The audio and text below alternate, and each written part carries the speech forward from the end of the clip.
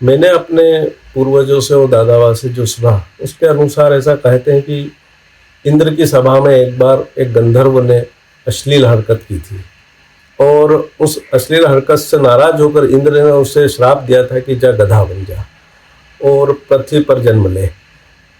पूर्वज ऐसा बताते हैं कि उसने इस स्थान पर पृथ्वी पर गधा के रूप में जन्म लिया।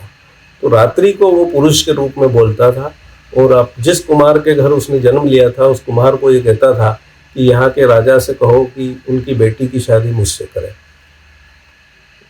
तब यहाँ के जो कुमार निवासी था वो घबराया कि मैं राजा को ऐसी बात कैसे कहूँ, और राजा को ऐसे कहने पर मुझे दंड मिल सकता है, तो वो गांव छोड़कर जाने लगा, इस राज्य को छोड़कर। तो ऐसा बताते हैं कि राजा को मालूम हुआ कि कुमार जा रहा है, तो राजा उसके पास उनके सैनिकों को भेजा और पूछा उससे कि भाई आप क्यों छोड़ रहे हो। तब उसने ये कारण बताया कि महाराज आप स्वयं मेरे यहाँ रात्रि को विश्राम कीजिए तो आपको मालूम पड़ जाएगा कारण। तो राजा जब स्वयं रुका तो उस गधे ने रात्रि में पुरुष आवाज में उनसे बात करी कि आप उनकी लड़की की शादी मुझसे कीजिए। तब तत्कालीन जो राजा रहे होंगे उन्होंने कहा कि भाई इस नगरी को आप तांबे की अगर बना सकते हो तो मैं अपनी बेटी की शादी आपके साथ कर दूंगा। उन्हें ऐसा लगा था कि ऐसा कुछ होगा नहीं और मुझे शादी करना नहीं पड़ेगी।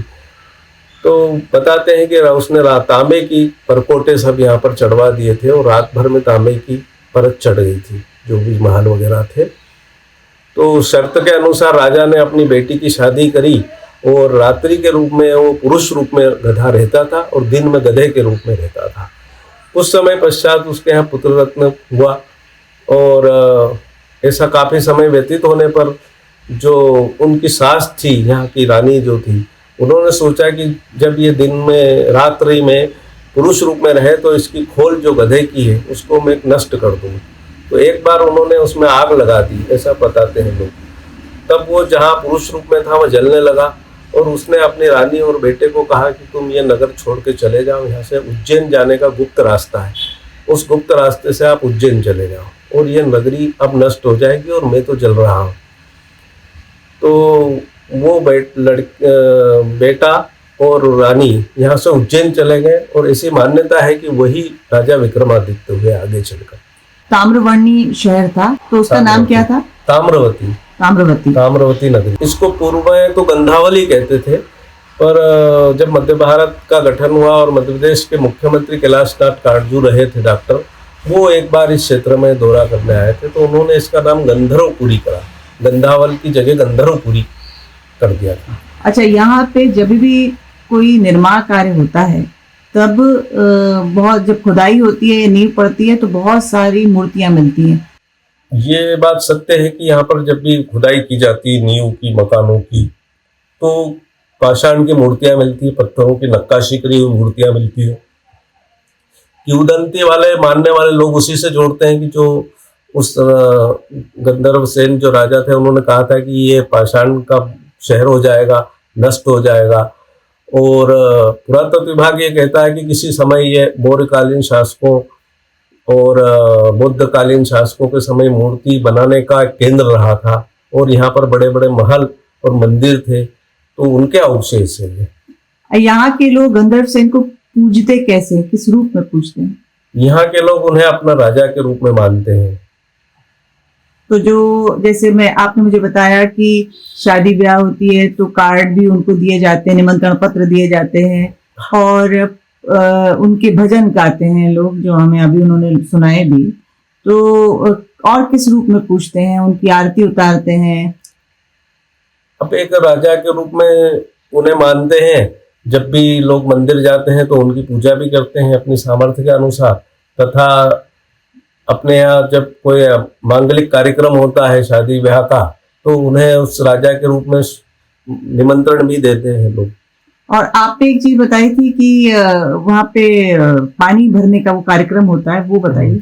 इसे गांव की भाषा में देवल भरना बोलते हैं, और ऐसा बताते हैं कि जब वृष्टि नहीं होती है, पानी नहीं गिरता है, और फसल अगर बो दी जाती है या देर होती है तो पानी गिरने से फसल नष्ट होती है, जब बिल्कुल सारे प्रयास असफल हो जाते हैं तब इस मंदिर को पानी से भरा जाता है।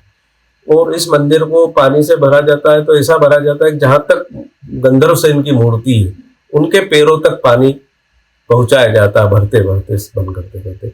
जब वहां पानी पहुंच जाता है तब आरती उतारी जाती है और उसके पश्चात निश्चित पानी गिरता है। ऐसा मेरे जीवन में तीसरी बार देखा मैंने, 3 बार तो मैं देख चुका हूँ, क्योंकि मैं यहाँ का वसूली पटेल हूँ और पूजा आरती मुझे ही करना होती है।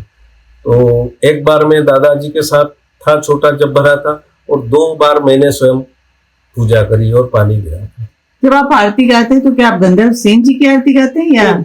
उस समय तो शंकर की आरती गाते हैं, परंतु यहाँ के भजनों में और महिलाएं, पुराने कुछ भजन है उसमें गंधर्व सेन का जिक्र आता है और गंधर्व सेन के भजन कुछ महिलाएं गाती भी है। पॉपुलेशन तो करीब 5000 के आसपास है। सब समाज के लोग हैं, परंतु एक गंधर्व सेन के प्रति आस्था सभी समाज के लोगों में है। तो मुस्लिम समाज भी यहाँ पर रहता है और पूजते सब हैं। हाँ, मानते सभी हैं। इस नगरी की जो भौगोलिक स्थिति है वो इस प्रकार से है कि ये करीब 3 तरफ से पहाड़ से घिरा हुआ है और एक तरफ काली सिंध नदी है। तो पुराने जमाने में ऐसा बताते हैं लोग कि हर राजा की राजधानी ऐसी परिस्थितियों से रहती थी ताकि दुश्मन आक्रमण नहीं कर सके। तो उसके बीच में 2-3 गांव मिल के आते हैं। तो जैसे आप एक साइड 3 साइड पहाड़ है, कुछ साइड में नदी किनारे एक गांव है बेराखेड़ी, तो उसको ऐसा कहते हैं कि ये बीरखेड़ी होना चाहिए क्योंकि वहाँ राजपूत समाज की बस्ती है और राजपूत समाज सेना में। और ऐसा ही एक सूराखेड़ा नाम का गांव है, वहाँ पर भी राजपूत समाज है, तो वो हो सकता है सूरखेड़ा हो तो उनकी चौकी हो वो एक खेड़ा। और अन्य गांव भी एक खजूरिया, वहाँ पर भी राजपूत समाज के लोग रहते हैं।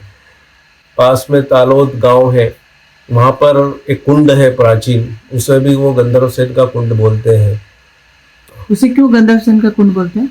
वहाँ पर ऐसा बताते हैं कि जब यहाँ इनके यहाँ पुत्र रत्न की प्राप्ति हुई थी तो उनकी जो जलवायु पूजन का कार्यक्रम अपने यहाँ गांव में होता है, हिंदू समाज में एक परंपरा है, वो वहाँ हुई थी, तब वो उन्होंने उसमें निर्माण किया था। वहाँ षष्ठी देवी की मूर्ति भी है। और विक्रमादित्य की जो बहन है उनका भी गांव पास में है, वो कहाँ है?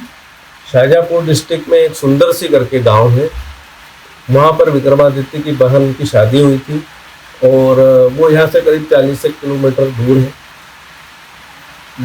ऐसा बताते हैं वहाँ पर बहन की शादी हुई थी तो उनके लिए उन्होंने सभी मंदिरों का निर्माण कराया था जो उज्जैन में स्थापित है।